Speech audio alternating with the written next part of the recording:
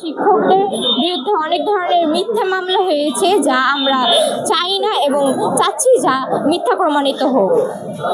আমাদের দাবি এই মিথ্যা মামলা উঠিয়ে নেওয়া হোক। আমাদের শিক্ষকরা সম্পূর্ণ নির্দোষ, তারা এরকম কোনো দোষ করেনি যে তাদের নামে মামলা দেওয়া হয়েছে। মানে 5ই আগস্ট অনেক ছাত্রদের পক্ষে অনেক লড়াই করেছেন, ওনার মামলাটা অবিলম্বে প্রত্যাহার করা হোক।